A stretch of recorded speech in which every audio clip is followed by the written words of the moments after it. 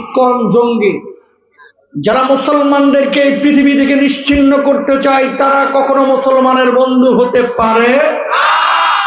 পারে যদি আপনি এদেরকে বন্ধু বানান, আপনার হাসর হবে কাফের মুশরিক বেঈমানদের সঙ্গে। ঠিক না?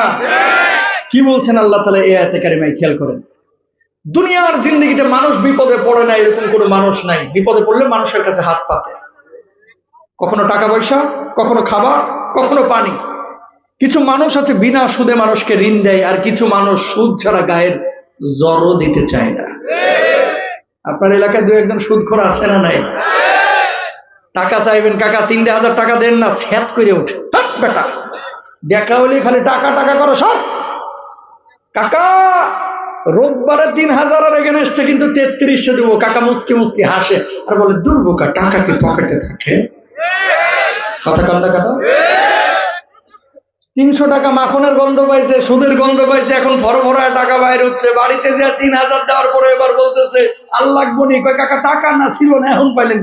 চাচিরও আছে না 3,000? সুদের গন্ধ পাইছে, এখন 3,000 না 6,000 বাইর হচ্ছে। সুদ নাই ভাই, আপন ভাইকে পর্যন্ত ঋণ দিতে চায় না। ঠিক না? এখানে যদি আপনি বলেন আমি হাত তুলতে বললে হাত, একজন মানুষের সাহস করবেন না। কেন বলতেছি? যে জীবনে বিপদে পড়েন নাই এরকম একজন মানুষ এখানে আছেন? যদি বলে যে আমি আছি, আমার জীবনে বিপদে আপদ আসে নাই, জানতে হবে এটা আবু জাহেলের খালাতো ভাই। মুমিন যদি দাবি করেন তাহলে বিপদে পড়তে। আল্লাহ রাব্বুল আলামিন কি বলছেন খেয়াল করেন আয়াতে কারিমায়, মান যাল্লাযী ইউকরিদুল্লাহা কারদান হাসানান ফায়ুদাইফাহু লাহু আদআফান কাসীরা ওয়াল্লাহু ইয়াকবিদু ওয়া ইয়াবসুতু ওয়া ইলাইহি তুরজাউন।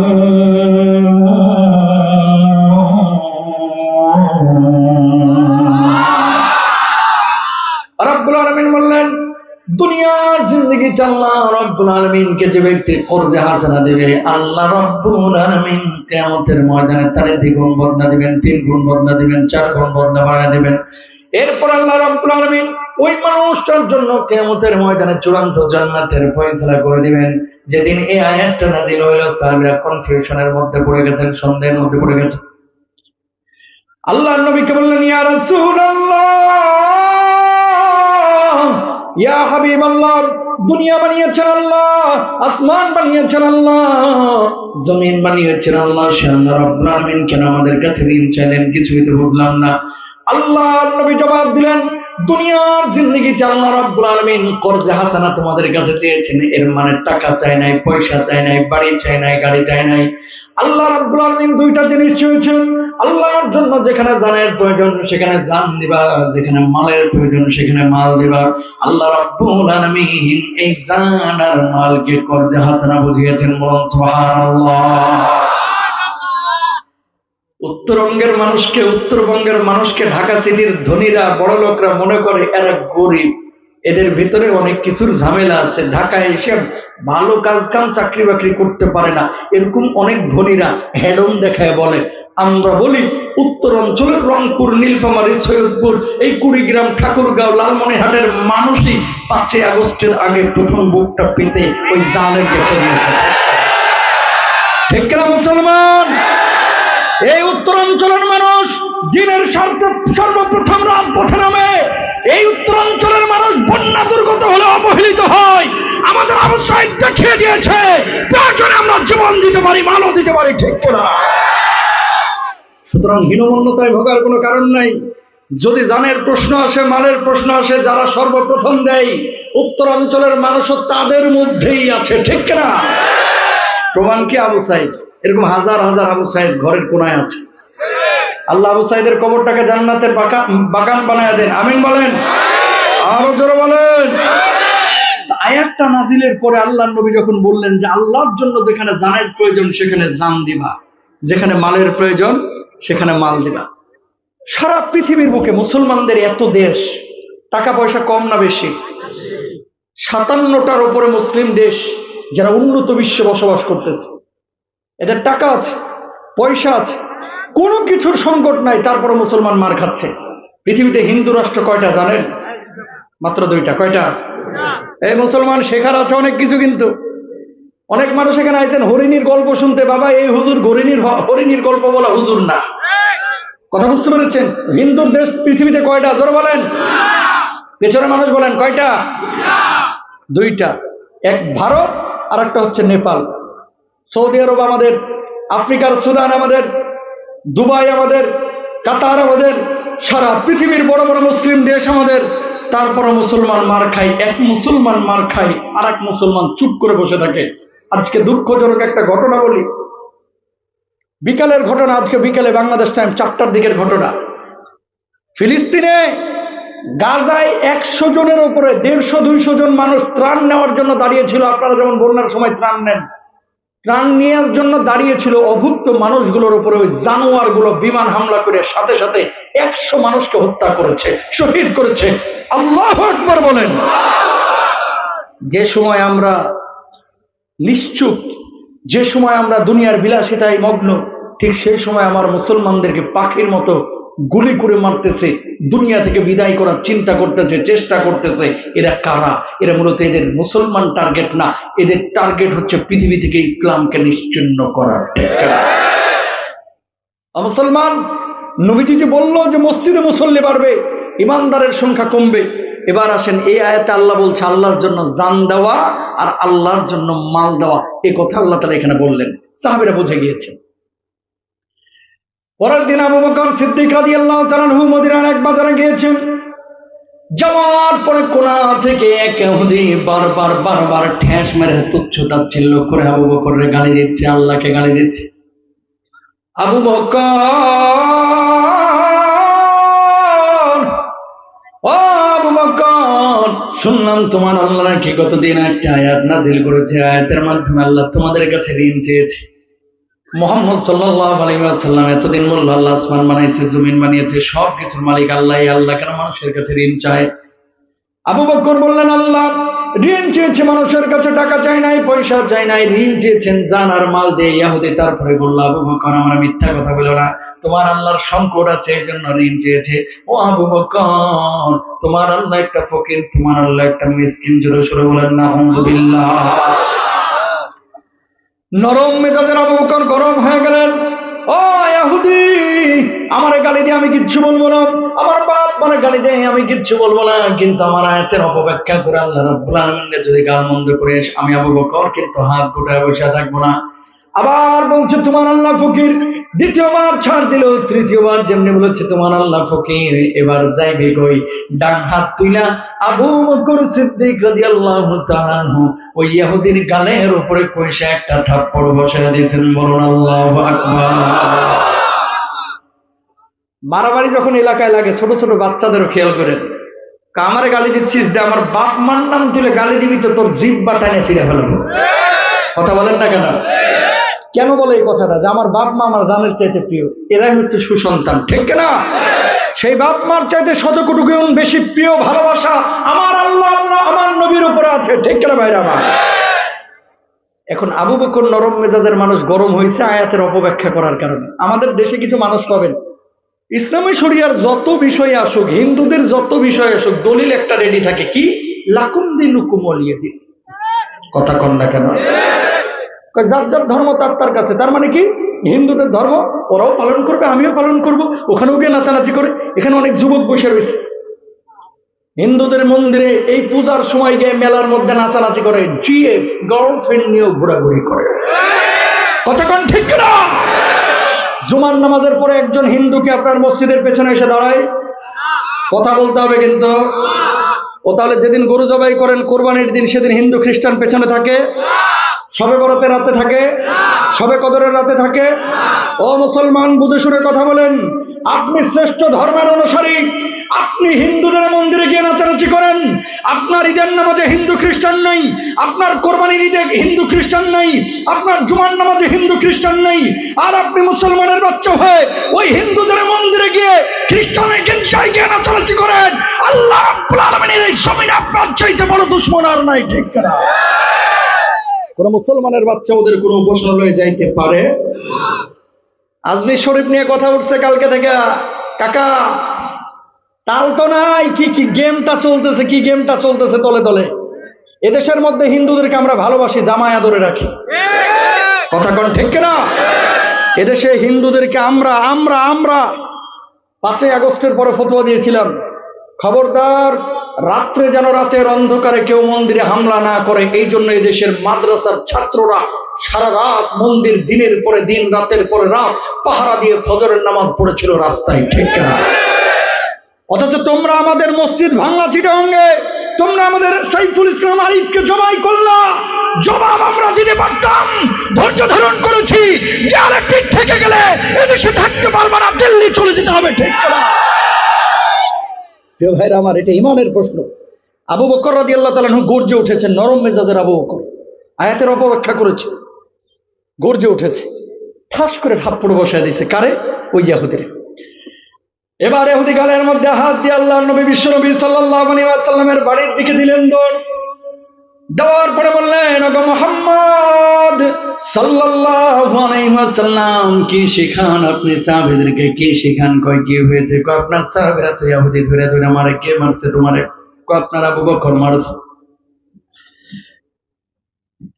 আপনার আবু বকর মারছে। আল্লাহর নবী জবাব দিলেন, আমি বিশ্বাস করি না, আমি বিশ্বাস করি না আমার আবু বকর অন্যায় ভাবে কাউরে মারতে পারে না, কারণ আবু বকর আমি নতুন করে চিনি না, বহু আগে থেকে চিনি। ডাকেন আপনার আবু বকরে। আল্লাহর নবী এবার ডাক দিলেন, আবু বকর, কে শুনলাম তুমি নাকি আমাদের মারছো? আবু বকর জবাব দিলেন, নবীজি, এই জালেম এমন একটা অন্যায় করেছে যে অন্যায়ের কারণে তারা আমি মারতে বাধ্য হয়েছি। আল্লাহর নবী বললেন, কি অন্যায় করেছে বলো বলো। আল্লাহর নবী একবার না দুইবার না, গতদিন যে আয়াত নাযিল হয়েছে, আল্লাহ রাব্বুল আলামিন করজা হাসান আমাদের কাছে চেয়েছেন, আয়াতের অপব্যাখ্যা করে তিনবার আমার আল্লাহকে ফকির মিসকিন বলে গালি দিয়েছে, এই জন্য তারা আমি মারতে বাধ্য হয়েছি। আল্লাহর নবী সাল্লাল্লাহু আলাইহি ওয়াসাল্লাম এবারে ইহুদিকে বললেন, ও ইহুদি, কেন আমার আল্লাহ রাব্বুল আলামিনকে তুই গালমন্দ করেছিস? ইহুদি জবাব দিল, নবীজি, আপনার আবু বকর মিথ্যা কথা বলতেছে, আপনি আপনার আল্লাহর আমি গালি দিই নাই। আল্লাহর নবী বললেন, ও আবু বকর, কি শুনলাম তুমি নাকি মিথ্যা কথা বলতেছো? আবু বকর জবাব দিলেন, ও নবীজি, ঈমান আনার পর থেকে আবু বকরের জবান দিয়ে কোনোদিন মিথ্যা কথা বের হয় নাই, কোনোদিন মিথ্যা কথা বের হয় নাই। আমি সত্য কথা বলছি, ইহুদি মিথ্যা কথা বলছে, সে গালি দিয়েছে, এজন্য তারা মারছে। আল্লাহর নবী চিন্তার মধ্যে পড়ে গেলেন, কি বিচার করবেন? যদি বিচার না করেন গোটা মদিনায় ইহুদি ছড়ায় দিবে। মুহাম্মদ সাল্লাল্লাহু আলাইহি ওয়াসাল্লাম নিজ গোত্রের লোক দেখে বিচার করে নাই। আবু বকর, ও যে আল্লাহর গালি দিয়েছে, কোনো সাক্ষী আছে নাকি? আবু বকর জবাব দিলেন, ওগো নবীজি, কোনো সাক্ষী তো ওই জায়গায় ছিল না, দেখেছেন আল্লাহর আমি ছিলাম। আল্লাহর নবী বললেন, আবু বকর, কিছু মনে করো না, গোটা মদিনায় অপবাদ ছড়াবে যদি বিচার না করে। যেইভাবে তুমি থাপ্পড় বসাইছো, যেহেতু সাক্ষী নাই, সেইভাবে তোমার একটা থাপ্পড় বসা দেয়। আবু বকর জবাব দিলেন, ওগো নবীজি, এমন একটা অন্যায় করেছে যে অন্যায়ের কারণে তারা আমি মারতে বাধ্য হয়েছি। এটা যদি আমার অপরাধ হয়ে থাকে, ইহুদি আমার থাপ্পড় কেন? আমার জীবনটাও যদি নিয়ে চলে যায়, আল্লাহর কসম আবু বকরের কলিজার মধ্যে কোনো কষ্ট থাকবে না, বলুন সুবহানাল্লাহ। আমি মারছি কি এমনি? আল্লাহর স্বার্থে মেরেছি, নবীর স্বার্থে মেরেছি, কোরআনের স্বার্থে মেরেছি। আল্লাহু আকবার বলেন। আমি এই জন্য ওরে মারছি। নবীজি বলতেছে, ইহুদি এদিকে আয়, আমার আবু বকর যেভাবে মারছে এইভাবে একটা থাপ্পড় মার। ইহুদি রেডি হচ্ছে আজকে, তোর একদিন কি আমার একদিন। হাত গুটাইতেছে, এদিকে আরশ আজিমে গ্রিন সিগন্যাল চলে গেছে। আল্লাহু আকবার। জিবরিল আমিন এদিকে আয়, তাড়াতাড়ি আয়। জিবরিল আমিন আল্লাহর নবী বিশ্বনবী সাল্লাল্লাহু আলাইহি ওয়াসাল্লামের কাছে তখন আসেন নাই, আল্লাহর কাছে পৌঁছেছেন। আল্লাহ রাব্বুল আলামিন বললেন, দেখ কি বিচার আমার হাবিব করছে। মুহূর্তের মধ্যে আমার হাবিবের কাছে গিয়ে হাজির হয়ে যাও, আর গিয়ে বল, আল্লাহ রাব্বুল আলামিন আমারে পাঠিয়েছেন, খবরদার খবরদার ইহুদির হাত যেন আবু বকরের গাল স্পর্শ না করে। আর যা বলবে, আল্লাহ রাব্বুল আলামিন এই ঘোষণা দিয়েছেন, আবু বকরের পক্ষে দুনিয়ার কোনো সাক্ষীর প্রয়োজন নাই। আমি আল্লাহ রাব্বুল আলামিন আরশ আজিম থেকে আবু বকরের পক্ষে সাক্ষী হয়ে গেলাম। জিবরিল আমিনের মুহূর্তের মধ্যে আল্লাহর নবী বিশ্বনবী সাল্লাল্লাহু আলাইহি ওয়াসাল্লামের কাছে এসে হাজির, বললেন, ইয়া রাসূলুল্লাহ, কি বিচার আপনি করছেন? ইহুদিদের সামলান, মেসাকার হয়ে যাবে। আল্লাহর নবী বুঝতে পারলেন কিছু একটা হয়েছে। ও জিবরিল আমিন, কি হয়েছে কি হয়েছে? জিবরিল আমিন জবাব দিলেন, আবু বকর সত্য কথা বলেছে, ইহুদি মিথ্যা কথা বলছে। আল্লাহ রাব্বুল আলামিন তার সাক্ষ্য অবলম্বন করেছেন, নিজেই সাক্ষী হয়ে গেছেন আবু বকরের পক্ষে। নেন আয়াত 4 নম্বর পারা 13 নম্বর পৃষ্ঠা শুরুর অংশ।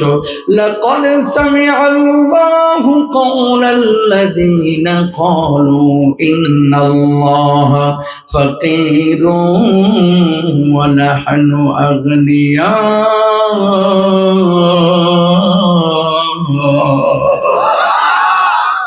আল্লাহ রাব্বুল আলামিন তার কথা শুনেছেন যে আমার আল্লাহকে ফকির বলেছে, যে আমার আল্লাহকে মিসকিন বলেছে। আমার আল্লাহ ফকির না, আমার আল্লাহ মিসকিন না। যারা আমার আল্লাহ রাব্বুল আলামিনকে দুনিয়ার জিন্দেগিতে গালমন্দ করে, কটাক্ষ করে, এরাই সবচেয়ে বড় বড় ফকির, মিসকিন, কুলাঙ্গার। ঠিক না? এই সুইডেনে গালি দেওয়া হয়, ভারতের হিন্দুস্তানে মানে এই যে আপনাদের হিন্দুস্তানের পাশেই তো, বাংলাদেশের পাশেই হিন্দুস্তানে গালি দেওয়া হয়। সমস্ত হুজুররা, হেফাজতে ইসলামের, জামাতে ইসলামের, আমরা রাজপথে নামি। কিছু চাচা ওই সময়ও এই মসজিদের কোণা থেকে তসবিহ ছাড়তে চাই না। কথা কন না কেন? ইসলামের স্বার্থে যখন এসেছে, আবু বকর নরম মেজাজের মানুষ, গরম হয়ে গেছে। এবার আপনাকে একটা বিষয় এখান থেকে শিখতে হবে। নরম ইসলামে অবশ্যই আছে নরমিয়ত, কিন্তু যেখানে জিহাদের প্রয়োজন আছে, যেখানে গরম হওয়ার প্রয়োজন আছে, যেখানে রক্ত দেওয়ার প্রয়োজন আছে, মুসলমান আবু সাঈদের মতো বুক ওখানেও পেতে দিবেন। ঠিক না? এলাকায় কিছু পাবেন, নিজের এলাকায় এবার আসেন। ওই যে ঠেস মারলো আয়াত নাজিলের পরে তুচ্ছ তাচ্ছিল্য করে, আয়াতের অর্থ কিন্তু সে বুঝে নাই। আপনার এলাকাতে অনেক যুবকরা আছে, আগে দাড়ি টাড়ি রাখতো না, এখন রাখা শুরু করছে। কি সুন্দর লাগতেছে, মাশাআল্লাহ, পাগড়ি পড়ছে। আপনি আলেম? আলেম নাকি? ফাজিল পড়েন, মাশাআল্লাহ, দেখেন নুরানি চেহারা। আল্লাহ হায়াতে বারাকা দান করুক, আমিন বলেন। আমি একটা যে কথাটা বলতে যাচ্ছি, অনেক যুবকরা ওই হুজুরদের সাথে চলে অথবা ইসলামিস্টদের সাথে চলে আগে দাড়ি রাখতো না, এখন রাখা শুরু করেছে। আগে পাগড়ি পরতো না, এখন পড়া শুরু করেছে। আগে জুব্বা পরতো না, এখন পড়া শুরু করেছে। কিছু চাচা চায়ের দোকানে বসে বসে এরে নিয়ে থিসিস করে, কি রে জামাত শিবিরে যোগ টোক দিছিস কিনা? কথা কোন ঠিক না? আগে মরিয়ম ভাবি হিজাব টিজাব করতো না, এখন করা শুরু করেছে। সালমা ভাবি কোথা থেকে ড্যাশ মেরে, কি গো ভাবি ওমরা টোমরা করে আসলা নাকি? আছে না নাই? কোরআনুল কারীমের আয়াত, এই কোরআনের পাঠ ছাত্র শিবিরের অনেক ভাইদেরকে দেখেছি আমরা।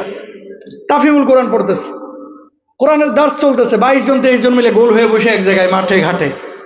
ওবা হঠাৎ গোয়েন্দা বাহিনীর লোকজন এসে ঘেরাও দিয়ে ফেলছে। আর কিছু হলুদ সাংবাদিক ওই মুন্নি শাহাদের মতো, কথা বলেন না কেন? ক্যামেরাটা ঘুরায়া জুম করে পেছন থেকে, সামনে থেকে, নিচ থেকে, উপর থেকে 21 জন জঙ্গি জিহাদি বই সহ গোপন বৈঠকের সময় আটক। কথা কন। মুসলমান, এই দাড়িটা কিন্তু বুঝে শুনেই আমরা রেখেছি, এই টুপিটা কিন্তু বুঝে শুনেই পড়েছি, এই জুব্বা কিন্তু বুঝে শুনেই পড়েছি, এই কোরআনটাকে বুঝে শুনেই কিন্তু কলিজার মধ্যে জায়গা দিয়েছি। কোরআনকে কেউ যদি বলে জিহাদের বই, টুপিকে কেউ যদি বলে জঙ্গির টুপি, জুব্বাকে কেউ যদি বলে জঙ্গির জুব্বা, 1000 বার জঙ্গি হতে রাজি আছি। আল্লাহ আল্লাহ রাসূলকে কষ্ট দিতে রাজি নাই। ঠিক না? ঠিক না মুসলমান?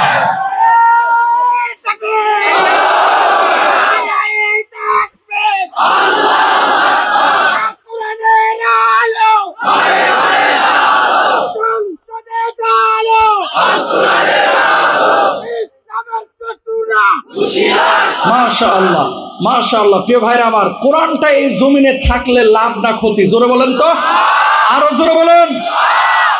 এই কিছুদিন আগে আমার উজবেকিস্তান সফর ছিল। দুনিয়ার একটা মিসাল নেন, ইমাম বুখারী রাহিমাহুল্লাহর কবরটা জিয়ারত করার আমার অনেক শখ ছিল, অনেক আগের। সোভিয়েত ইউনিয়নের দেশ উজবেকিস্তান। ওরে ভাই, এই তাসখান থেকে মানে 1500 কিলোমিটার দূরে বুখারা। আমি ট্রেনে গেলাম 1500 কিলোমিটার। ইমাম বুখারী রাহিমাহুল্লাহর কবরটা জিয়ারত করে সামারকান্দে এসেছি। জোহরের নামাজের কষ্ট হচ্ছে না তো আপনাদের? জোহরের নামাজে এক মসজিদে ঢুকলাম। ঢুকার পরে দেখতেছি সমস্ত মুসল্লিরা সামনে নামাজ আদায় করতেছে, পেছনে মোবাইল ফোন, মানি ব্যাগ জুতার বক্সের কাছে রাখা। সব এই হাজার হাজার মুসল্লি, সবার মানি ব্যাগ, মোবাইল পেছনে জুতার বক্সের কাছে রাখা। নামাজের পরে আমি চিন্তা করলাম, এত মোবাইল মানি ব্যাগ পিছনে রাখার কারণটা কি? সবার কি চার্জ শেষ নাকি মোবাইলে?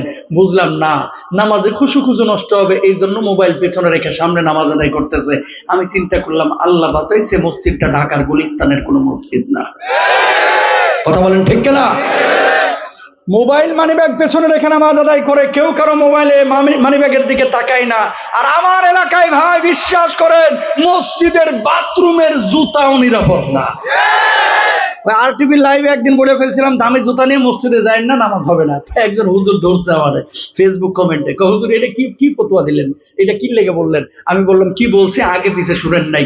আমি বলছি দামি জুতা নিয়ে মসজিদে যায় না, নামাজ কেন হবে না? নিয়ে যাবেন 3200 টাকার জুতা, সেজদার স্থানে তো আর রাখতে পারবেন না, পেছনেই তো রাখতে হয়, সাইডে রাখতে হয়। জুতা রাখে সূরা ফাতিহা পড়ে হাত বাঁধবেন, সূরা না মিলা খালি অ্যাপেক্স আর বাটা বাটা জিকির করে। কথা বলেন না কেন? অন্তরটা খালি বারবার ওইদিকে যায়, আসে না গেছে, আসে না গেছে। কথা বলেন ঠিক কেনা? এই জন্য বলছি যে দামি জুতা নিয়ে মসজিদে যায় না। শেখার আছে এখানে একটা কথা। রংপুরে মাহফিল ছিল গত বছর, এক মসজিদের বাথরুমে গেলাম ভাই, দেখলাম বদনার গলা ভাঙ্গা, ভাঙ্গা বদনার গলায় শিকল পেঁচানো। কথা বুঝছেন? ভাঙ্গা বদনার গলায় কি পেঁচানো? জোরে বলেন কি? ঢাকায় যারা গিয়েছেন বাইতুল মোকাররমের দক্ষিণ গেট থেকে আমার বাসা মাত্র 6 কিলো। দক্ষিণ গেটে দেখবেন শত শত বাথরুম আছে, একটা বাথরুমের দরজার সিটকানি মুবারক পাবেন না। সিটকানিগুলো আছে না লোহার, এটা দাম কত? সর্বোচ্চ 50 টাকা। যেই দেশের মধ্যে নামাজের জুতা নিরাপদ না, যেই দেশের মধ্যে বাথরুমের ভাঙা বদনা নিরাপদ না, যেই দেশের মধ্যে জাতীয় মসজিদের বাথরুমের লোহার ছিটকানি নিরাপদ না, এই দেশে চুরি বন্ধ করতে কোরআনের বিকল্প নাই। ঠিক না ভাইরা? এবার আপনার এলাকায় ঢুকেন, একটু নামাজ পড়তে রাজি আছে, উমরা হজ্জে প্রতি বছর যাচ্ছে, সামনের কাতারে নামাজ পড়তে পড়তে কপালে 6 ইঞ্চি কালো দাগ, মাগার কোরআনের পক্ষে যেটা ভোটে দাঁড়াইছে এটারে ভোট দেয় না, দেয় হিন্দুকে। কথা কন ঠিক না? ও মুসলমান, নামাজ পড়া রোজা করা যেমন ফরজ, আল্লাহর আইন আল্লাহর জমিনে বাস্তবায়ন করা তেমনি। কে বললো সুন্নত? কি তেমনি? কি আরো জোরে বলেন কি? এটা বুঝতে হবে। তাহলে আল্লাহর জমিনে আল্লাহর কোরআন থাকলে লাভ না ক্ষতি? এই জামানার মানুষের চরিত্রটা কেমন? আফাতুমিনুনা বিবাদিল কিতাবি ওয়া তাকফুরুনা বিবাদ। কিছু আয়াত মানে, কিছু আয়াত মানে না। দেখেন কালকে রাত্রেও মাহফিলেও ফরিদপুরে আমি বলেছি, আমাদের কলিজাটা কেঁপে উঠে এই জামানায় যদি দাজ্জাল আসতো অধিকাংশ মানুষ ঈমান হারা হয়ে যেত। বলবেন হুজুর কেমনে? আপনি জানেন অবশ্যই সৎ লিডার যারা আপনার এলাকার তাদেরকে সমর্থন দিবেন, যারা সৎ লিডার। কিছু লিডার আছে সারা জীবন অটোওয়ালাদের কাছ থেকে 20 টাকা করে চাঁদা খাইছে, জানে যে এটা চাঁদাবাজ, এটা এমপি হইলে এলাকায় ভাই চাই ডাই টিন ও ব্রিজের রডও রাখবে না, ও পদ্মা ব্রিজ দিলে এটাও ভাই হজম করে ফেলাবে। ঠিক না ভাইরা আমার? এরপরেও আসরের থেকে নিয়ে মাগরিব পর্যন্ত আমার নেতার চরিত্র ফুলের মতো পবিত্র ঘোষণা দেয়। ঠিক না? কেন? লাভটা কি? 2টা সিঙ্গারা 1 ঢোক কোক আর 200 টাকা। ও মুসলমান, তোমাকে বলি 2টা সিঙ্গারা 1 ঢোক কোক আর 200 টাকার লোভ তুমি সামলাইতে না পারলে দাজ্জাল আসলে দাজ্জালের ওই জান্নাতের লোভ তুমি কেমনে সামলাইবা? ঠিক না? বুঝার আছে অনেক কিছু ভাই। এই জন্য সৎ মানুষকে সমর্থন দেবেন, সৎ মানুষকে সমর্থন দেবেন ইনশাল্লাহ। বলেন যে মানুষটা চাঁদাবাজি করে না, যে মানুষটা মানুষের হক নষ্ট করে না, যে মানুষটা আরেকজনকে আক্রমণ করে না, যে মানুষটা মানুষকে হত্যা করে না। ঠিক না? প্রিয় ভাইরা আমার, কিন্তু দুনিয়ার জিন্দগির মানুষের নেচারটা কি? দুনিয়ার জিন্দগিতে মানুষ যখন সুখে থাকে এদেরকে ভূতে কিলায়, এরপরে শয়তানি বাদরামি বদমাইশিটা বেশি করে না কম করে? জোরে বলেন, আরো জোরে বলেন। প্রথম 400 বছর নমরুদ একটা দিনের জন্য নিজের খোদা দাবি করে নাই। কয়শো বছর? একবারের জন্য নিজেরা খোদা দাবি করে নাই প্রথম 400 বছরে নমরুদ। 400 বছর পরে আশপাশের মানুষগুলো এসে লারা শুরু করলো, ওয়াসওয়াসা দেওয়া শুরু করলো, নমরুদ রে, ও নমরুদ, ও বাবা, আপনি তো 400টা বছর আমাদের খাওয়াইলেন পড়াইলেন, আপনি নিজের খোদা দাবি করলেই তো পারেন, কারণ আপনি তো বাঁচিয়ে রেখেছেন, টিকিয়ে রেখেছেন। চাপাবাজ কিছু আছে, বদমাইশ আছে, লম্পট আছে, যারা লিডারদের সামনে বৈশা পেছনে বৈশা খালি পাম দেয় পাম দেয় পাম দেয় দিয়ে লিডারদেরকে বিভ্রান্ত করে। ঠিক কিনা?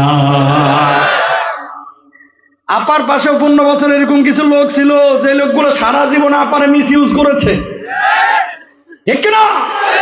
নমরুদ তখন বিভ্রান্ত হয়ে বলল, তাই তো 400 বছর মানুষকে খাওয়াইলাম পড়াইলাম, এই 400টা বছর মানুষ আমার অনেক কিছু দিয়েছে, আমি তো মানুষের সামনে এবার নিজের খোদা দাবি করতেই পারি।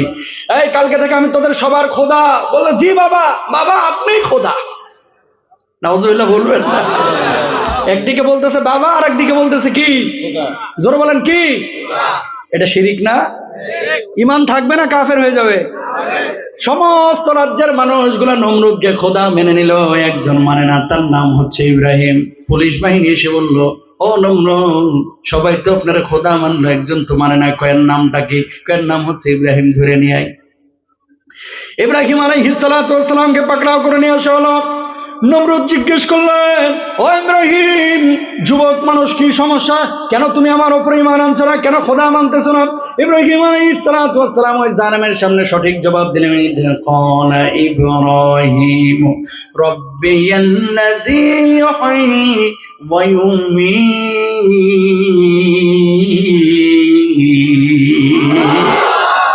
ইব্রাহিম আলাইহিস সালাতু ওয়াস সালাম ওই জালেমের সামনে জবাব দিল, আমার রব তো তিনি, যিনি মৃত্যু দেন, তিনি জীবন দান করেন। ক্বালা আনা উহয়ী ওয়া উমীত। নমরুদ জবাব দিল, আমি জীবন দান করি, আমি মৃত্যু দান করি। ইব্রাহিম আলাইহিস সালাতু ওয়াস সালাম বললেন, তাহলে একটু দেখাও না, কেমনে জীবন দাও, কেমনে মৃত্যু দাও।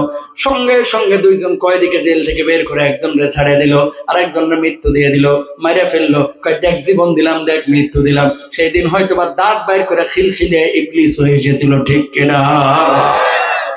জেলখানা থেকে বাইর করে বলতেছে, দেখো আমি জীবন দিলাম, মৃত্যু দিলাম। ইব্রাহিম নবী বলতেছে, আচ্ছা মানলাম আপনি জীবন দেন, মৃত্যু দেন, আর একটা কাজ যদি করে দেখাইতে পারেন, আপনার উপর আমি ঈমান আনে ফেলবো, দেখান দেখি। কয়, বল কি করতে হবে? قال إبراهيم فإن الله يأتي بالشمس من المشرق فأت بها من المغرب فبهت الذي كفر الله أكبر। ইব্রাহিম আলাইহিস সালাতু ওয়াস সালাম বললেন, যদি এই কাজটা তুমি করে দেখাইতে পারো তাহলে আমি ঈমান আনবো। কই, কি কাজ? বলো বলো। প্রতিদিন সূর্যটা ওঠে পূর্ব দিক থেকে, আর সূর্য ডুবে পশ্চিম দিকে।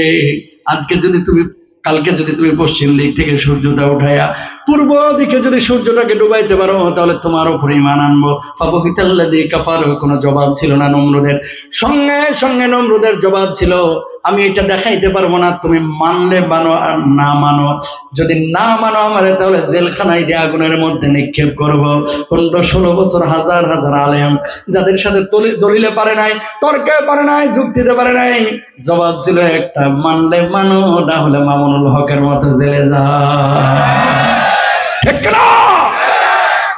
মানলে মানো, না হলে ইসলামী আন্দোলনের সাথে যারা জড়িত, কোরআনের আইন যারা বাস্তবায়ন করতে চায়, এদের সাথে যারা জড়িত, এদেরকে জেলের মধ্যে ঢুকাইছে। এই যে ওবায়দুল কাদের সাহেবের মাঝে মাঝে কথা, ভাই বিশ্বাস করেন, মনে হতো যে গত রাতে মনে হয় জান্নাত থেকে পালায় আসছে। এত সুন্দর করে কথা বলে, কিন্তু মিথ্যে কথা। কথাটা কি? জোরে বলেন, কথাটা কি?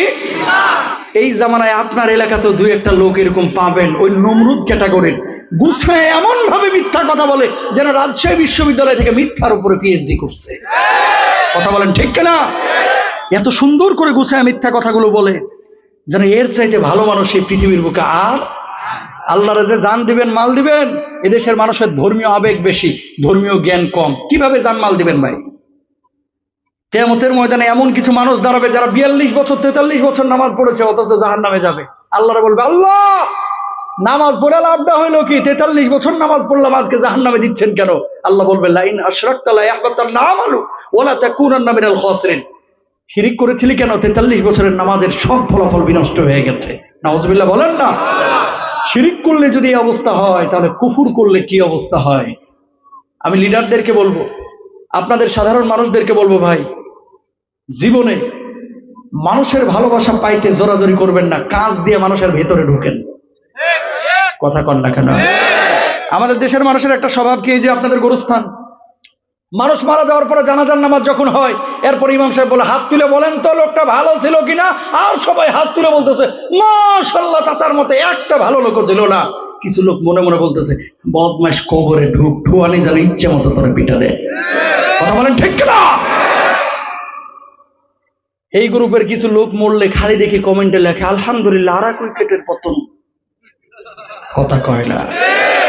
আমরা যদিও বলি যে এগুলো বলা জায়েজ নাই, কিন্তু আপনি কি জীবন করলেন যেই জীবনের কারণে মানুষ আপনাকে গালমন্দ করে, মানুষ আপনার জন্য কাঁদে না? ভাই, ভালোবাসা পাওয়ার জন্য মানুষের জন্য কিছু করতে হয়।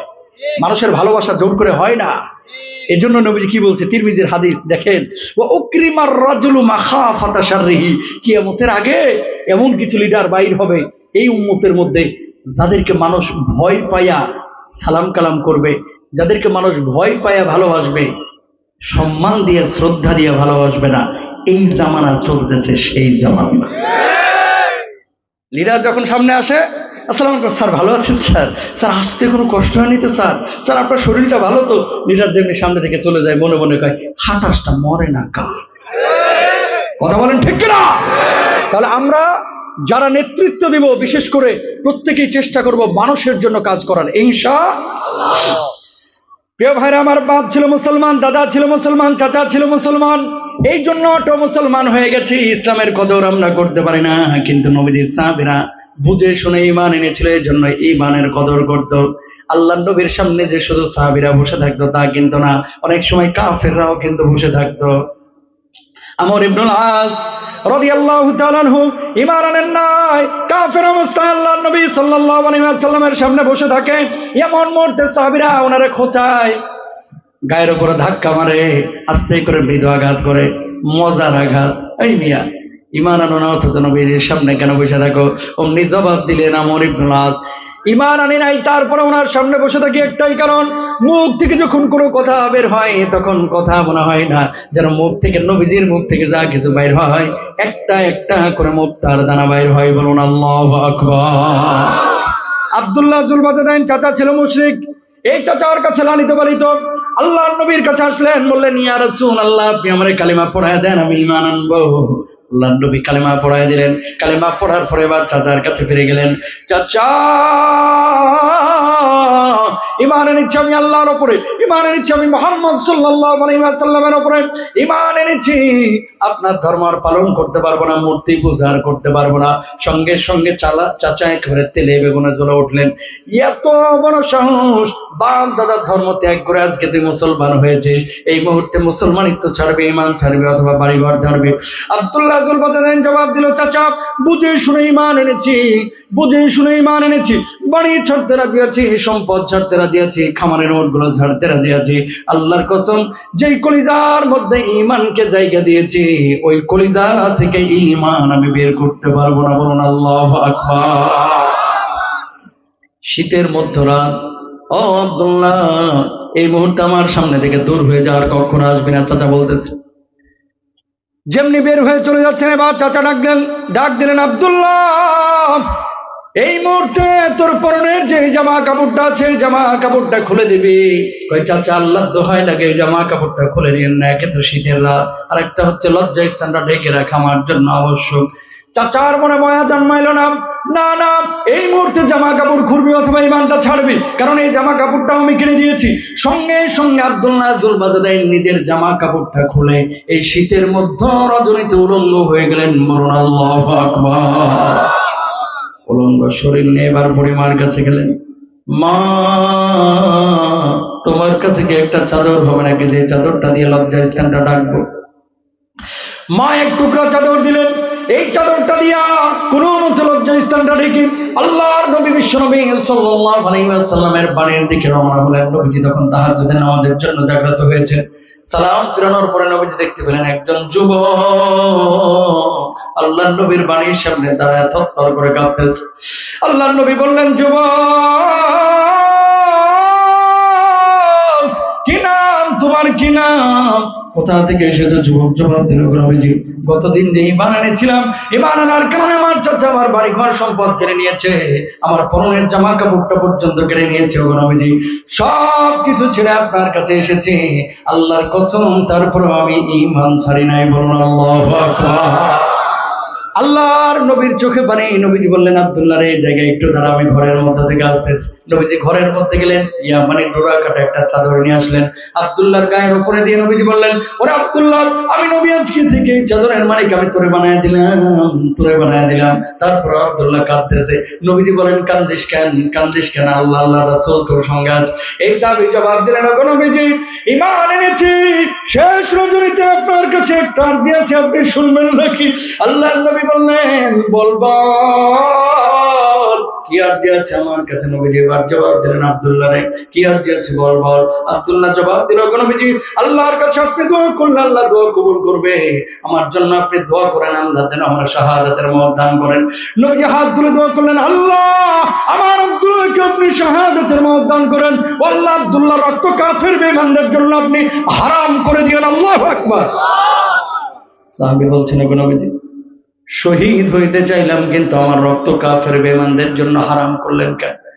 আল্লাহর নবী জবাব দিলেন, কোন মানুষ যদি শাহাদাতের তামান্না নিয়ে ঘরের বিছানাতেও মারা যায়, আল্লাহ রাব্বুল আলামিন তারেও শাহাদাতের মর্যাদা দিয়ে দেন। আরো আসতে বলেন সুবহানাল্লাহ, জোরে বলেন সুবহানাল্লাহ। ডন্ট মাইন্ড, 82 বছরের বুড়া মানুষ এখানে বসে আছে, 42 বছরের মধ্যবয়স্ক আছে, 22 বছরের যুবক এখানে বসে আছে। জঙ্গি আর জিহাদকে এমন ভাবে গুলিয়ে ট্যাবলেট আকারে খাওয়ানো হয়েছে গত 15 বছরে। এখন জিহাদ বলে যে কিছু জিনিস আছে, এটা মানুষ জিহাদ মানে জঙ্গি বুঝে, জঙ্গি মানে জিহাদ বুঝে, পুরো আউলে হালাইছি, ঠিক কিনা? নামাজ পড়া যেমন ফরজ, প্রয়োজন আল্লাহর দ্বীনের স্বার্থে জিহাদ করা তেমনি জোরে বলেন তেমনি। কোথায় গেল সেই মুসলমান?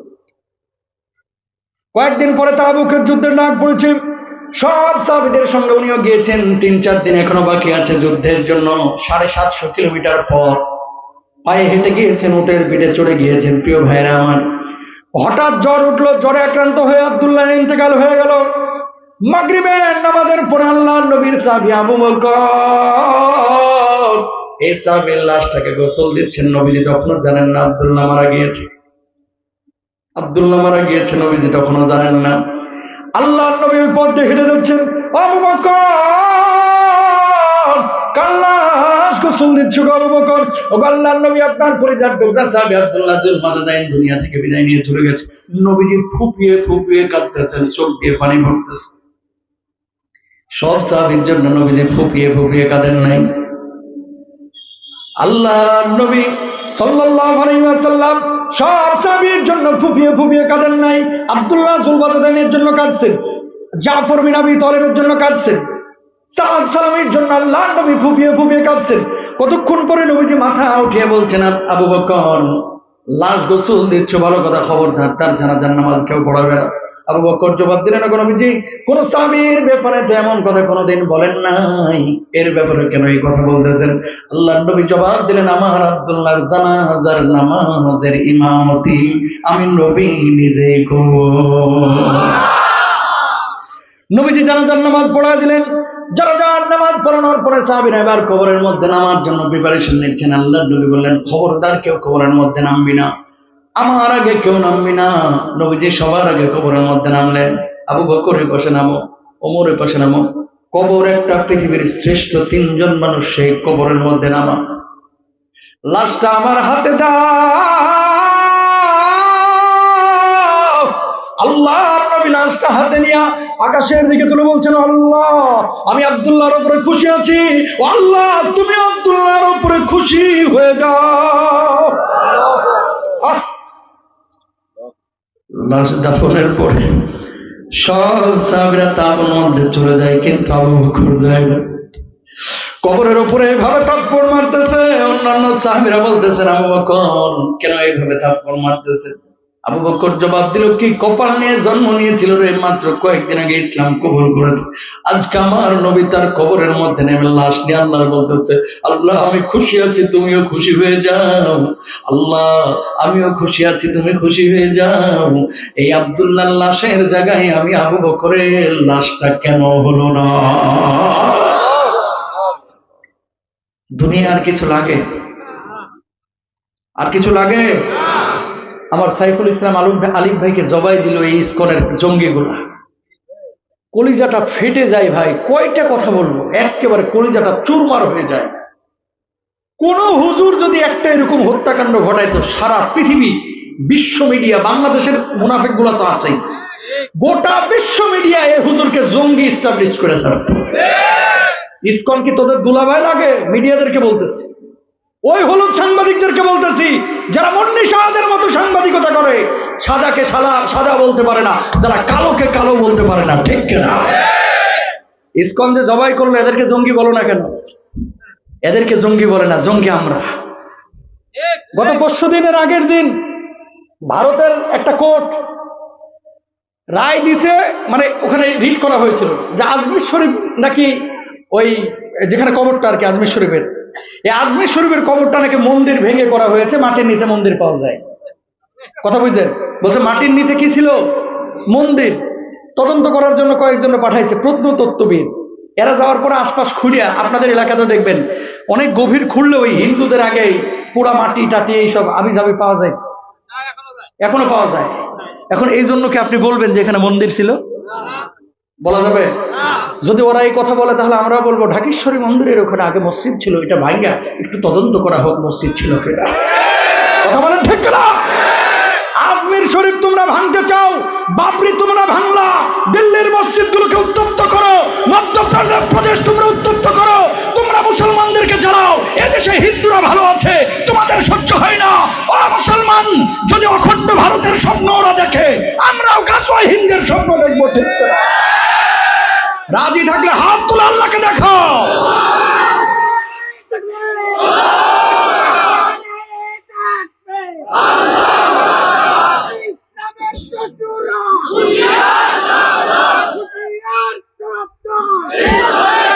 প্রিয় ভাইরা আমার, প্রিয় ভাইরা আমার, বাংলাদেশের ইতিহাসে একটা মন্দির দেখান যেখানে হুজুররা বলছে মন্দিরটা ভাঙতে। দেখাতে পারবেন? পারবেন? হিন্দুরা ভালো আছে আমাদের দেশে, আলহামদুলিল্লাহ। আমি মুস্তাফিজ না হলে আমার 100-র উপরে ওয়াজ পাইবেন ইউটিউবে, যেখানে অমুসলিমদের অধিকার নিয়ে আমি কথা বলেছি। প্রত্যেকটা জায়গায় আমি বলেছি রাতের অন্ধকারে মন্দির ভাঙা এটা কাপুরুষতা, এটা ইসলাম বলে না। কথা বুঝেন নাই? তো আমরা তোমাদেরকে ভালোবাসি, তোমরা সেই ভালোবাসার মূল্যায়ন করো।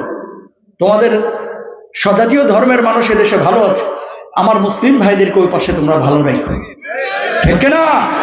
আর এইসব তামাশা বন্ধ করো। বাবরি মসজিদটাকে ভাঙলা, এখন মুসলিম স্থাপত্যগুলোকে ভাঙার পায় তারা, কয় নিচে মন্দির ছিল। আরে বদমাশ, কোন মুসলমান জীবনে কেউ মন্দিরের এখানে কবর করে? বুঝেন নাই কথা? আপনার বাপ মারা গিয়েছে, গরুস্থান এখানে আছে, আপনি চিন্তা করলেন হিন্দু এখানে মন্দির করছিল, সব পালায় ভারতে চলে গেছে, যাই এই মন্দিরে আমার বাপের দাফন করে দিই, এটা কি পাগলেও করবো? তাহলে ওরা যে বলতেছে যে এই কবরের নিচে মন্দির আছে, মাথায় ছাগলে মুছছে। কথা কন না কেন? মাথায় ছাগলে পেশাব করছে, না হলে এরকম কথা কেউ কোনো ভালো মানুষ বলতে পারে না, ঠিক না? কে ভাই আমার, কয় জায়গার কথা বলবো? আল্লাহর জন্য জান দিবেন, মাল দিবেন। বাপ দাদা ছিল মুসলমান, এই জন্য অটো মুসলমান হয়ে গেছে, তো ইমানের কদর আমরা করতে জানি না, ঠিক না? শুরুতে একটা হাদিস বলেছি, কেন মুসলমান মার খাচ্ছে আজকে? কেন? 5টা কারণ নবীজি বলেছেন। ইদা বহরত তালাউন, অভিশাপের মাত্রা বেড়ে যাবে। এই জামানায় সন্তানকে মা অভিশাপ দিচ্ছে, মা সন্তানকে অভিশাপ দিচ্ছে। ভাই মারা যায়, ভাই মারা গিয়েছে, ভাইয়ের জানা যায়, ভাই যায় না, সামান্য কিছু টাকা পয়সা নিয়ে লেনদেন নিয়ে ঝামেলা। এরকম হাজার হাজার মানুষ এই জামানায় ঘটতেছে, ঠিক না? এরকম ঘটনা ঘটতেছে। নবীজি সাল্লাল্লাহু আলাইহি ওয়াসাল্লাম কি বলছেন খেয়াল করেন, যে কিয়ামতের আগে ইদাত্তাখাদাল ফাইউ দুয়ালা, রাষ্ট্রীয় সম্পদগুলোকে মানুষ গনিমতের মালের মতো ব্যবহার করবে, লুটে পুটে খাবে। এই দেশটাকে ভাই দুধেলা গায়ের মতো অনেকে ব্যবহার করতেছে। কথা কয় না? 150 টাকা চুরি করলে গাম গাছের সাথে বান্ধা পিটায়, 150 কোটি চুরি করে কানাডার বেগম পাড়ায় বাড়ি করেছে, কোট্টাই পড়াই চোরগুলোকে আবার সার করে, ঠিক না? ইদাত্তাখাদাল ফাইউ দুয়ালা, তিরমিজির হাদিস।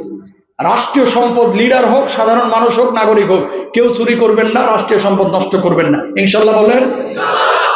2 নাম্বার, আল্লাহর নবী বলছেন ওয়াল আমানাতু মাগনামা, আমানতের খেয়ানত মানুষ বেশি বেশি করবে। এই জামানায় যদি কোনো বন্ধুকে এই কথা বলেন, দোস্ত এই কথাটা কাউরে বলিস না, আরো বেশি বলে। কথা কর না কেন? আর আমার মহিলা প্যান্ডেল আছে নাকি? হ্যাঁ, ও তাহলে মা বোনদের নিয়ে তো কিছু কোয়া দরকার ছিল, টাইম নাই, কি করবো? তাকান, ওয়াল আমানাতু মাগনামা, আমি আমার মা বোনদেরকে বলবো, আপনাদের ভেতরে এই সমস্যাটা বেশি। কি কথা বলেন? বেশি। 2 নাম্বার বিষয় হচ্ছে, কিছু মহিলা আছে এই লালমনিরহাটে, কুড়িগ্রামেও পাবেন, আপনাদের ভুরুঙ্গাবাড়িতেও পাবেন, এরা হচ্ছে গ্রাম বাংলার বিবিসি বাংলা। কথা কন না কেন? ওই বাড়ির কথা ওই বাড়ি, ওই বাড়ির কথা ওই বাড়ি, ওই বাড়ির কথা ওই বাড়ি। আর প্রত্যেকটা বাড়িতে যখন কথাটা থ্রো করে, ভাবি আপনারই বললাম, আর কাউরে বলেন না। কথা কন না কেন? বলার পর বলছে কিন্তু 19 জন রে, আপনারই বললাম আর কাউরে বলেন না। এগুলো পুরুষও আছে কিছু, ওই যে চায়ের দোকানে বৈশা গিবত কমিটির আন্তর্জাতিক সভাপতি, জামালের বেটা এই করেছে, কামালের বেটা এই করেছে, সামাদের বেটা এই করেছে, তোর বেটা তো হিরণখোর।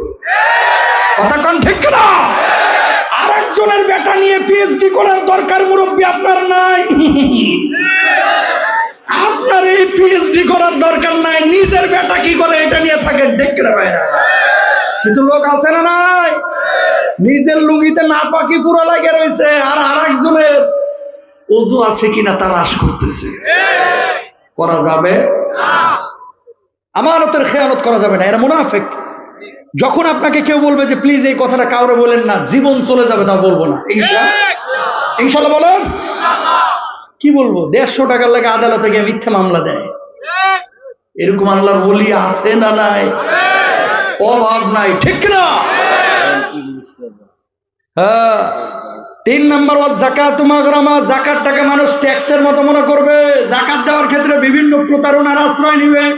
এলাকার মধ্যে খেয়াল করেন, অনেক ধনী মানুষ আছে, হজ্জে যাচ্ছে, গরু মহিষ কেটে জবাই করে খাওয়ায়, নামাজটা পড়ে, হজটাও করে, হজ্জে গেলে ভালো মন্দ খাওয়া যায়, ঘোরাফেরাও করা যায়, রমজানের রোজাও রাখে, মাগার যাকাতের কথা আসলে চোখের চাচাই টিনের চশমা লাগাই, যাকাতটা ঠিক মতো আদায় করতে চায় না।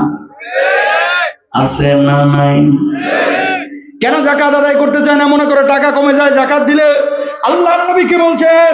ওয়ালাম ইয়ামনাউ যাকাতাম মালিকিম ইল্লা মুনিআন কাতরা মিনাস সামা। কোন জনপদের মানুষ যখন যাকাত দেওয়া বন্ধ করবে, আল্লাহ আসমানের বৃষ্টি বন্ধ করে দেবে। আমি উত্তরবঙ্গের প্রায় মাহফিলে কথাটা বলি, আপনারা যদি আপনার এলাকার বন্যা বন্ধ করতে চান, লিখে নিয়ে যান কথাটা। আলেম ওলামা এখানে অনেকে আছেন। আপনাদের উত্তরাঞ্চলে বন্যা বেশি হওয়ার কারণ কি? এখানে সব মানুষের উপরে যাকাত ফরজ না, কিন্তু যাদের উপরে যাকাত ফরজ, এই উত্তরাঞ্চলের মানুষ ম্যাক্সিমামই যাকাত আদায় করে না। অস্বীকার করতে পারবেন না। আর যদিও যাকাত ফরজ হয় না, ধরেন আইসে 2 লাখ, আল্লাহরে বুঝ দেয় 20,000 দিয়া, ও চক বাজার থেকে এমন শাড়ি লুঙ্গি কিনে নিয়ে আসে, ও 2 মাস পরে মশারি হিসেবেও ব্যবহার করা যায় না। ঠিক কিনা? নবীজি বলছেন, কেউ যদি কোন জনপদ যদি যাকাত ঠিক মতো আদায় না করে, আকাশের বৃষ্টি আল্লাহ বন্ধ করে দেবে, অতিবৃষ্টি হবে, অনাবৃষ্টি হবে, বন্যা বেড়ে যাবে, এমন বৃষ্টি হবে যে বৃষ্টিতে ফসল নষ্ট হয়ে যাবে, আবার এমন ভাবে বৃষ্টি বন্ধ হয়ে যাবে যেই বৃষ্টির কারণে চৌচির হয়ে যাবে জমিনটা, ফসল ফলাদি উৎপাদন করতে পারবেন না। যাকাত যাদের ফরজ সবাই দেওয়ার চেষ্টা করবেন ইনশাআল্লাহ।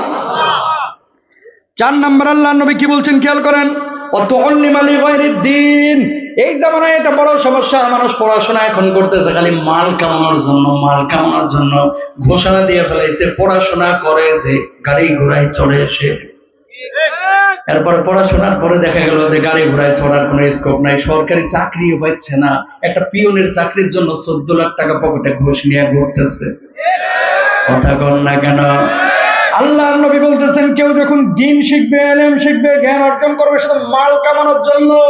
আল্লাহ রাব্বুল আলামিন কিয়ামত ঘটায় দিবেন, বেশি দিন রাখবেন না, এটা কিয়ামতের আলামত। নাউজুবিল্লাহ বলেন। তাহলে পড়াশোনা শিখবো কিসের জন্য? দ্বীনের জন্য, আল্লাহর জন্য, কোরআনের জন্য, ইসলামের জন্য, দেশের জন্য, দেশের মানুষের কল্যাণের জন্য। ঠিক কিনা? কি বলবো ভাই, হারামকে কত মানুষ যে কত ভাবে জায়েজ করতে যাচ্ছে। খেয়াল করেন, সুদ বলে না এখন, কিছু কিছু মানুষ বলে কি ইন্টারেস্ট। সুদকে ইন্টারেস্ট বলে জায়েজ করতে চাই। ইন্টারেস্ট বললে কি সুদ জায়েজ হয়? হয় না। ঘুষ জায়েজ হয়? ঘুষকে বলে বকশিস। ঘুষকে কি বলে? বকশিস। জায়েজ হয়ে যাবে না। কখনো হারামকে হালাল মনে করবেন না, হালালকে হারাম মনে করবেন না, ইনশাআল্লাহ বলেন। 3 নম্বর গেল। 4 নম্বর, আল্লাহর নবী বলছেন, আল্লাহ রাসূল সাল্লাল্লাহু আলাইহি ওয়াসাল্লাম বলছে, স্ত্রীদের বাধ্য হয়ে যাবে স্বামীগুলা, বউ যা বলবে তাই করবে, ওইদিকে বাপ মার অবাধ্য হয়ে যাবে। এই জামানা চলতেছে, সেই জামানা। বউ যেটা বলে কিছু শুনেন, মেয়েদেরকে খাটো করছি না, আমার মা বোনদেরকে বলি, সময় বেশি নেব না। আপনারা আপনাদের স্ত্রীদের হক আদায় করবেন। কিভাবে হক আদায় করবেন? ওয়াশিরুহুন্না বিল মারুফ। স্ত্রীর মৌলিক অধিকার, চিকিৎসা, খাদ্য, অন্ন, বস্ত্র যা আছে সব দিবেন বউকে। বাপ মার হক বাপ মার কাছে, বউয়ের হক বাপ মা বউয়ের কাছে। আমাদের সমাজের কিছু স্বামী আছে বউদের সাথে দারোগার মতো আচরণ করে। আর বিয়ার আগে যখন প্রেম করছে, ওরে বাবা রে বাবা, এমন প্রীতি, ও সব ঢালে আইছে প্রীতির মধ্যে। এখন বউরে ভালোবাসতে ভাল লাগে না। এই সমস্ত মানুষগুলোকে আল্লাহর আদালতে দাঁড়াইতে হবে, ঠিক কিনা ভাইরা? নবীজি ঘরের মধ্যে ঢুকতেছে, আমাদের আয়েশা গ্লাসে যেন কি খাচ্ছে, নবীজি বলছে কি খাচ্ছ? কই পানি পান করছি ইয়া রাসূলুল্লাহ। কই এই গ্লাসের পানি আমার জন্য একটু রাখবা। নবীজি ঘর থেকে বেরিয়ে বলতেছে গ্লাসটা কোথায় আয়েশা? কই ইয়া রাসূলুল্লাহ এই যে গ্লাসটা। নবীজি বলছে আয়েশা ঠোঁটটা কোন জায়গায় লাগাইছিলাম? ওই জায়গায় নবীজি ঠোঁট লাগায় পানি পান করছে। জোরে বলেন সুবহানাল্লাহ। বউদেরকে এরকম ভালোবাসতে পারবেন না ইনশাআল্লাহ? জোরে বলেন। আর বউদেরকে কখনো মারবেন না, যারা বউদেরকে মারে এরা কাপুরুষ। মনে রাখবেন, আপনি যে আপনার বউকে মারছেন, এই বউটা কারো মেয়ে, এই বউটা কারো মা, আপনার ছেলের মা। 3 দিন মারবেন, চতুর্থ দিন এই ছেলে কিন্তু রিঅ্যাক্ট করবে, ঠিক কিনা বলেন? সুতরাং বাপ মার হক আদায় করবেন। বাপ মা, বউ, সুন্দরী বউ পাইয়া বাপ মাকে ভুলে যাবেন না। তাকান, এই পৃথিবীর বুকে মানুষ মানুষের অবস্থানকে ভালোবাসে। মানুষের নিঃস্বার্থ ভালোবাসা খুব কম। নিঃস্বার্থ যদি কেউ ভালোবাসে, আপনার মা, আপনার মা, আপনার মা, এরপর আপনার বাপ, আর কেউ না, আর কেউ না। আজকে দাড়িগুলো পেকে গেছে না, কালকে মাটা মারা যাবে, বাপটা মারা যাবে, একসময় পকেট ভরা টাকা আসবে, কিন্তু বাপ মার থাকবে না। এই জন্য বাপ মার খেদমত করবেন, বউয়ের অধিকার আদায় করবেন, বউয়ের হক আদায় করবেন। আমাদের সমাজের বড় সমস্যা দুইটা। প্রত্যেকটা শাশুড়ি যদি বেটার বউকে নিজের মেয়ের মতো মনে করতো, শাশুড়ির সাথে বেটার বউয়ের কখনো ঝগড়া হইতো না। আর প্রত্যেকটা বৌমা যদি শাশুড়িকে নিজের মায়ের মতো মনে করতো, কোনোদিন ওই পরিবারে ঝামেলা হইতো না, ঠিক কিনা? আমরা ছেলেরা হয়ে গেছি এখন ফাটা বাঁশের চিপাই পড়ছে। কথা বলেন না কেন? বউয়ের পক্ষে একটু থাকলে মা বলে, আমার ছেলেকে বুয়াটার বউ হাইজাক করে নিয়ে গেছে, এরকম ব্যবসা। খবরদার, এগুলো করা যাবে। আরো মজা করে আলোচনা করা যাইতো যদি সময়টা থাকতো। আমি ভাই এত সময় দিতে পারবো না, কারণ 12টা অলরেডি বেজে গেছে। আর 5 মিনিট সর্বোচ্চ সময় নেব। 9টার দিকে ঢাকায় ঢুকলে, আমার কালকে ঢাকায় ঢুকতে 12টা বাজবে। কুড়িগ্রাম থেকে যাইতে সময় লাগে। কাল প্রোগ্রাম সেই নোয়াখালী। প্রিয় ভাইরা আমার, সময় বেশি দিব না, আর 5 মিনিট ইনশাল্লাহ কারণগুলো বলে দিই। তাহলে বাপ মার খেদমত করেন। বাপ মার খেদমত করলে জান্নাতে যাবেন। হুমা জান্নাতুকা ওয়া নারু, বাবা মা আপনার জান্নাত, বাবা মা আপনার জাহান্নাম। জোরে বলেন সুবহানাল্লাহ। বাপ মাকে খুশি রাখবেন, আল্লাহর জান্নাতে আপনি যাবেন ইনশাআল্লাহ। এরপর আল্লাহর নবী বলছেন কি, খেয়াল করেন, সংক্ষেপে বলে দিই। ওয়া আদনা সাদিকাহু ওয়া আকসা আবাহু। বন্ধু বান্ধবকে বিশাল বিশাল টাইম দিবে। বন্ধুদের সাথে আড্ডাবাজি করলে 3 ঘন্টা শেষ। বাপের পাশে বইলে 2 মিনিটও বসে থাকতে চায় না, আছে না? অদহরাতিল আসওয়াতু ফিল মাসাজিদ। মসজিদগুলোতে দুনিয়াবি আলাপ আলোচনা বেড়ে যাবে কিয়ামতের আগে। এই জামানা হচ্ছে সেই জামানা। কিছু চাচা আছে নামাজ পড়া ধরছে 46 বছরে, এখন ছোট বাচ্চা কাচ্চা দেখলেই চাচা স্যাপ করে ওঠে। এই দোয়া করে যায়, আমি মুসাফির মানুষ, বললাম তো 5 মিনিট। মসজিদের মধ্যে কেউ কোনো উঁচু আওয়াজে কথা বলবেন না, দুনিয়াবি আলাপ আলোচনা করবেন না, মসজিদটাকে আবাদ করবেন, আল্লাহ আল্লাহ রাসূলের কথা বলবেন ইনশাআল্লাহ বলেন। আর যে বাচ্চাগুলোর বয়স 5 বছর 6 বছর হয়ে গেছে, এদেরকে নিয়মিত মসজিদে নেবেন। কারণ যে এলাকায় মসজিদে বাচ্চাদের অংশগ্রহণ থাকে না, ওই এলাকায় ডাকাত তৈরি হয় বেশি, ঠিক না? বাচ্চাদেরকে মসজিদে নেবেন ইনশাআল্লাহ। ওয়াসাদাল কাবিলাতা ফাসিকুহুম। এলাকার পাপিষ্ঠ মানুষগুলো বড় বড় লিডারে পরিণত হবে। পাপিষ্ঠ মানুষগুলো, সব এলাকার কথা বলতেছি না, কিছু এলাকায় আপনি পাবেন, আপনাদের এলাকার কথা বলছি না, যে এলাকায় জানে যে লোকটা সবচেয়ে বেশি পাপ করে, মদ খায়, জুয়া খেলে, এই মানুষটা চাঁদাবাজি করে, এরপরে এই লোককে স্বীকৃতি দেয়, আল্লাহর আদালতে আপনারাও দাঁড়াইতে হবে, ঠিক কিনা? ওয়াকানা জাইমুল কওমি আরজুলুহুম। রাখাল শ্রেণীর মানুষগুলো বড় বড় অট্টালিকার মালিক হয়ে যাবে, নিজের নাম লিখতে পারবে না, কিন্তু এলাকার শিক্ষিত মানুষগুলোকে দৌড়ানির উপরে রাখবে, এই মানুষগুলোকে শাসন করবে। এই জামানা হচ্ছে সেই জামানা। নিজের নাম লিখতে পারে না, কিন্তু কলেজের প্রিন্সিপালকে উঠায় আর বসায়, আছে না?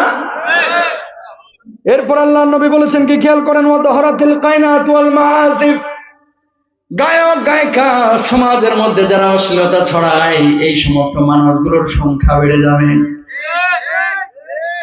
ঢাকায় আতিফ আসলাম কালকে কনসার্ট করেছে, বিশ্বাস করেন প্রায় 16 কিলোমিটার জ্যাম ছিল। ওই জ্যামে মানুষের কষ্ট হয় না। আর হুজুররা সোহরাওয়ার্দী উদ্যানে একদিন যদি জ্যাম লাগাইছে মিছিল মিটিং এ, মানুষ গালাইতে গালাইতে হুজুরদেরকে জাহান্নামে পাঠায় দেয়। কথা কোন ঠিক কিনা? ক্যান্টনমেন্ট থেকে পূর্বাচল ওভার হয়ে গেছে কালকের জ্যাম। কোনো কষ্ট নাই। আর হুজুররা যদি হেফাজতে ইসলাম বা জামাতে ইসলামের কোনো মিছিল মিটিং থাকে, ওরে বাপরে বাপ জিকির করে করে হুজুরকে গালি দেয়। কিছু লোক আছে না এরকম? আল্লাহ এদেরকে হেদায়েত দান করুক। আমাদের আদর্শ হচ্ছে একমাত্র মুহাম্মদ রাসূলুল্লাহ। এরপর আল্লাহর নবী বলছেন ওয়া শুরিবাতিল খুমুর, মদ পানের প্রবণতা বেড়ে যাবে। এই জামানার কিছু মানুষ আছে ভাই রে ভাই, কয় হুজুর মদ খাওয়ার তো টাকা পায় না, বিড়ির উপর দিয়ে চালাই। পৃথিবীর একমাত্র খাবার যার গায়ে লেখা আছে এটা খাইলে মরবেন, এটা ক্যান্সারের কারণ, এটা মৃত্যু ঘটায়, বিড়ির প্যাকেটে লেখা আছে তারপরেও খাই। কয় হুজুর পেট ক্লিয়ার হয় না। মদ আর নেশা জাতীয় জিনিস যত আছে সবগুলোকে হারাম করে দিয়েছেন যিনি, তিনি কে? গাঁজা খাওয়া যাবে, ড্যান্ডি, আইস, সিগারেট, বিড়ি, বিড়ির গায়ে যেটা লেখা থাকে এটা যদি কেকের গায়ে লেখা থাকতো এই কেক মৃত্যু ঘটায়, এই কেক ক্যান্সারের কারণ, দোকানদারের ধুরা সাপের মতো পিড়িয়া মেরে হেলাইতো। এটা খাইলে মানুষ মরে, তো খাওয়াস কে? তো বিড়ির গায়ে লেখা খান কেন? হুজুর মাথা ঝিমায়া থাকে, জ্যাম ছুটানোর জন্য বিড়ি খায়। আবার ওই তো বলতেছে, আর কিছু কিছু যুবক আছে কোনোদিন খায় না, ঈদের পরে ঘুরতে গেছে পালসার হোন্ডা নিয়ে রংপুরের দিকে, আম গাছের চিপায় দাঁড়াইছে, কয় দোস্ত কোনোদিন তো খাইলি না, দুইটা টান মারে দেখ কি জোস ফেলেবার মায়েরি। শুরুটা এইভাবেই হয় যে জালেম গুলো এই কাজ করে, আল্লাহ এদেরকে হেদায়েত দান করুন। আরো জোরে বলেন ওয়ালা আইনা আখিরা হাদিহিল উম্মতি আউয়ালুহা। পরবর্তী মানুষগুলো পূর্ববর্তী মানুষদেরকে গালমন্দ করবে। জামানা হচ্ছে সেই জামানা, কিছু কিছু চাচা আছে, বাপ আছে, মা আছে, খালি পূর্ববর্তী মানুষগুলোকে গালমন্দ করে। কয় দাদা এখানে 20 বিঘা জমি কেন রেখে যায় নাই? আব্বা এখানে এতগুলা সম্পত্তির দাম এখন বেড়ে গেছে, বাবা 2 বিঘা কিনে রাখে যাইতে পারে নাই কেন? আমার বাপ দাদা, আমার পূর্বপুরুষ আকাবির দিকে খালি গালি দিবে। এরকম কিছু মানুষ এই জামানায় আছে না নাই? আছে। কখনো পূর্ববর্তীদেরকে গালি দিবেন না, সময়কে গালি দিবেন না, ইনশাআল্লাহ। এরপরে নবীজি বলছে ফালিয়ার তাকিবু আইন্দা যালিকা রিহান হামরা ওয়া জালজালা। এই কাজগুলো যখন ঘটবে, ভূমিকম্প বাড়বে, দাবানল বাড়বে, উম্মাহ ধ্বংসের দিকে যাবে, উম্মাহ বিপদগ্রস্ত হবে, আমরা এই কাজগুলো করব না ইনশাআল্লাহ। প্রশ্নটা বলেই শেষ। এখানে এক মা লিখেছে তার ছেলে 50,000 টাকার মতো বেতন পায়, অথচ বাপ মার খেদমত করে না। আমি ওই সন্তানকে বলবো, বাবা হুজুর দোয়া করলে কবুল হবে কিনা গ্যারান্টি নাই, ঈশ্বর দোয়া করলে কবুল হবে কিনা গ্যারান্টি নাই, তোমার বুড়া বাপ মা দোয়া করলে কবুল হবে গ্যারান্টি আছে। বাপ মার খেদমত করো, না হলে 50,000 টাকা কামায় জান্নাতে যাওয়া যাবে না। ঠিক আছে? খেয়াল করেন, এই জামানায় অশিক্ষিত মানুষগুলো বাপ মার খেদমত বেশি করে, আর শিক্ষিত যেগুলো এগুলোর বাপ মা বেশি বৃদ্ধাশ্রমে থাকে। হাজার হাজার ডাক্তার ইঞ্জিনিয়ারের বাপ মাকে বৃদ্ধাশ্রমে পাবেন, একজন হুজুর খতিব বক্তার বাপ মাকে বৃদ্ধাশ্রমে পাবেন না। কারণটা কি? কারণ একটাই, হুজুর জানে তার বাপ মা তার জান্নাত, আর ওই ইঞ্জিনিয়ার জানে না তার বাপ মা তার জান্নাত। সবার কথা বলতেছি না, যারা এই কাজগুলো করে। সুতরাং বাপ মার খেদমত করবেন না ইনশাল্লাহ। আল্লাহর হুকুম ছাড়া গাছের পাতাও নড়ে না, কথাটা কতটুকু সত্য? কথা সত্য। তো গাছের পাতাকে পৃথিবীর কোনো কাজই হয় না, কিন্তু আল্লাহ হুকুম কিভাবে দেন সেটা আল্লাহর খাসিয়াত, বৈশিষ্ট্য। এটা নিয়ে এত মাথা ঘামানো যাবে না। আল্লাহর হুকুমে সবকিছু হয়। 2টা পাপ জীবনে কেউ করেন না, আল ইশরাকু বিল্লাহ, আল্লাহর সাথে কাউকে শরীক করা। 2 নম্বর বান্দার হক নষ্ট করা। সবাই বলেন ইনশাআল্লাহ। আরো জোরে বলেন ইনশাআল্লাহ। পুরো আলোচনা সামারি কি? আল্লাহর জন্য যেখানে জানের প্রয়োজন সেখানে জান দিবেন, যেখানে মালের প্রয়োজন মাল দিবেন, যেখানে যেভাবে প্রয়োজন নিজেকে মেলে ধরবেন, মানে আল্লাহর স্বার্থে, দ্বীনের স্বার্থে। ইমানের মিসাল দিয়েছি। কোরআন থাকলে রাষ্ট্রে কি কি লাভ? কেন মুসলমান আজকে পৃথিবীতে মার খাচ্ছে? কেন মুসলিম বিশ্ব আজকে বিপদের মুখোমুখি? কিছু কারণ আপনাদের সামনে তুলে ধরেছি। আল্লাহ তাআলা বোঝার তৌফিক দান করুন। হাদা মা ইনদি ওয়াল ইলমু ইনদাল্লাহ, আলাইহি তাওয়াক্কালতু ওয়া ইলাইহি উনীব। ওয়া আখিরু দাওয়ানা আলহামদুলিল্লাহি রাব্বিল আলামিন। আসসালামু আলাইকুম ওয়া রাহমাতুল্লাহি ওয়া বারাকাতুহু। জানা অবস্থায় কবরের উপর কিছু রাখা যাবে কিনা, কবর কিভাবে সংরক্ষণ করতে হয়, কবরের উপরে কিছু কিছু কি কোনো জিনিস রাখা এটা ঠিক না। কেন জানেন? ওয়ালাকাদ কাররামনা বানি আদম, আল্লাহ বনি আদমকে সম্মানিত করে বানাইছেন। অনেকে দোকানপাট করে, আমি মিশরে দেখেছি। মিশরে কি করে জানেন? এই যে আজহার বিশ্ববিদ্যালয়ের পাশেই ভাই, এরা কবর দেয় আর কবর উপরে বাড়ি করে থাকে। নিচে কবর আছে 7টা 8টা, আর উপরে বাড়ি 7 তলা, এই বাড়ির নিচে কবর। এগুলো ঠিক না, এটা ঠিক না। যদি একান্তই এখানে রাস্তাঘাট বা বাড়ি নির্মাণ করার প্রয়োজন হয়, কবরটাকে এই ভালো করে মাটি সহ তুলে অন্য জায়গায় দাফন করে তারপরে এই জায়গায় করতে পারেন, তাছাড়া করা যাবে না। আল্লাহ তাআলা বুঝদান করুন। ভাই আমরা দেরি না করি, একটু দুরূদ শরীফ পড়ে দোয়া করে দিই। আল্লাহুম্মা সাল্লি আলা। ও ভাই ভাই ভাই প্লিজ কিছু মনে করেন না প্লিজ, একটু হাতটা তুলেন তো, হাতটা তুলেন। লিল্লাহি তাকবীর, হাতটা তোলেন, লিল্লাহি তাকবীর। বাস বাম হাত নামাবেন, ডান হাত না, বাম হাত নামান, বাম হাত নামান, বাম হাত, ডান হাতটা সোজা পকেটে ঢোকান, সোজা। যারা ঢোকাবে এদের লাগে বিশেষ দোয়া করবো, সবার লাগেই করবে, এদের লাগে বিশেষ। ঢুকাইয়া যা আছে পকেটে, স্বেচ্ছাসেবকরা যাচ্ছে ব্যাগ নিয়ে, গোরস্থানের জন্য একটু দিয়ে দেন। বাবারা ঢুকো, দ্রুত ঢুকো, ঢুকো, বিসমিল্লাহ। আর আমরা দুরূদ শরীফ পড়ি, আল্লাহুম্মা সাল্লি আলা মুহাম্মাদিন ওয়া আলা আলি মুহাম্মাদিন কামা সাল্লাল্লাহু। বাবা ঢুকো, তাড়াতাড়ি ঢুকো, দুরূদ শরীফ পড়ি, আল্লাহুম্মা সাল্লি আলা, এই দোয়া করবো কিন্তু কেউ উঠবেন না। আল্লাহুম্মা সাল্লি আলা মুহাম্মাদিন ওয়া আলা আলি মুহাম্মাদিন কামা সাল্লাল্লাহু। এই পর্যায়ে সংক্ষিপ্ত কথা বলার জন্য অনুরোধ করছি আমাদের দেওয়ানি খামার জান্নাতুল বাকি কবরস্থানের সম্মানিত সভাপতি জনাব মোহাম্মদ আখতারুজ্জামান রঞ্জু ভাইকে। আসসালামু আলাইকুম ওয়া রাহমাতুল্লাহ। উপস্থিত সকল মুসলিম কাম, আমার মঞ্চে উপবিষ্ট বিজ্ঞ সম্মানিত ব্যক্তিত্ব, এদের সামনে আসলে কথা বলার মতো কোনো ভাষা বা অভিজ্ঞতা বা জ্ঞান আল্লাহ পাক আমাকে দান করেন নাই। তবুও যতটুকু সুযোগ পেয়েছি আপনাদের সামনে দাঁড়িয়েছি। আমরা